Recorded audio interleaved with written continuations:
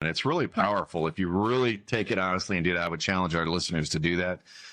It's really powerful to kind of start focusing on it, because do you want to be known as a, stingy, miserly, Ebenezer Scrooge type person, or somebody who is always, happy, blessing others, not to their own detriment, like you said, but, really kind of look at it. So how do you do it? I'm going to go right back to where, step 3, and I've talked about this a bunch, is setting that, budget in place, kind of controlling, where do I want to spend my money? I make X, where do I want to spend it, right? I like to call it, you like to call it a spending plan, because a budget seems so cringy, right? It's like, that's no fun. Nobody wants to do a budget. No, it's a spending plan because, I want to make sure I have money to spend on others, myself, my family down the road when I stop working. But I'm going to spend some money today, right? But I want to make sure I'm not overspending to my detriment down the road. And, again, I want to be generous with that money, looking at tithing, however much that is, whether it's 20%, 1%, whatever God's leading you to do. That's what you should be doing, right? It's just, again, to kind of pay it forward in the kingdom. Yep. And, then we go into the stuff that you and I talk about, which is what? Saving. Invest. Investing, yeah, not just saving in your bank account. That's you say the word save, and people, my bank account sucks. Why would I say? Well, that's not where you're saving. I mean, and there are all kinds of accounts that are good. I just opened an account with, and I'm going to toot their horn again because I think they're pretty solid. Capital One, right? Bank. It's an online bank. If you're not in the Northeast, they've got a 4% or just under 4%. Check it. I'm not part of that, so just check it yourself. But it's like an almost 4% savings account, which, okay, 4% is not great, but there's a lot of whole life policies out there that's what they're paying, 4%, and they're trying to get you excited about it. So, you look at that, but you want to be generous. You want to be, in tithe and things like that. And one of the things I struggle with, just to be a little transparent, is, you see these people on the side of the road. It seems like they all have their own corner with their cardboard sign, and they got their new shoes on, but yet they're begging.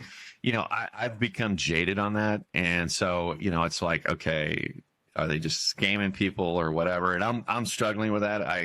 I donate. I'm generous with my money. I give to, charities and things like that. But that's one of the things I'm trying to figure out. Okay, is God putting that there? Hey, John, I'm testing you. I don't know. Yeah, I'll tell you that I think that God will prompt your heart when you're supposed to give.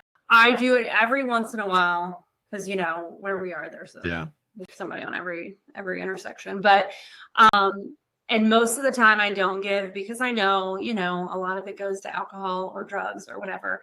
But there was, you don't want to enable them. Yeah. Right. But there was, a lady in Nashville. I was in Nashville a few weeks ago. And I don't know, in just that moment, I had a couple bucks cash sitting right next to me, and I saw her, and I'm like, it's not going to hurt me to give her a few dollars. Yeah. Right. And so Malachi was with me. I'm like, hey, roll down the window, give her this, and it made Malachi feel good too. He loves to give, but then there's most of the time I don't feel pulled. I'll say a little prayer for them in my own heart, when I pass by. But I will tell you that one time God kind of prompted my heart to give to somebody on the side of the road, but I was kind of like where it would have been inconvenient to pull over. Mm-hmm. And I just kept going. And the whole drive home, I felt like convicted. Yeah.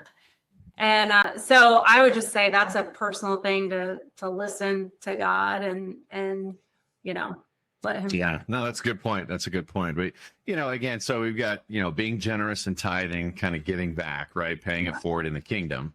And then, setting your own house in order with, creating an emergency fund, saving money for, that piece, creating an investment account. Because in the Bible, it talks about you are responsible for your family, not just your immediate family, not just you, your spouse, and your kids, but your extended family. I'm talking, parents, sisters, siblings, things like that, to be there for them in the case they need it.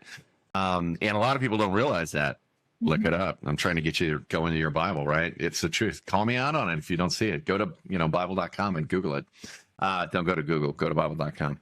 But, and then, that spending plan really helps you live on the rest, being intentional with the money. I want to make sure I'm saving. I want to make sure I'm tithing, and then living on the rest. And if you follow that, you're going to have a solid life. You may not be showered with riches, but you will be taken care of, and the Bible talks a lot about that too. But, you looking at, okay, I want to live, don't overspend, because that's trap.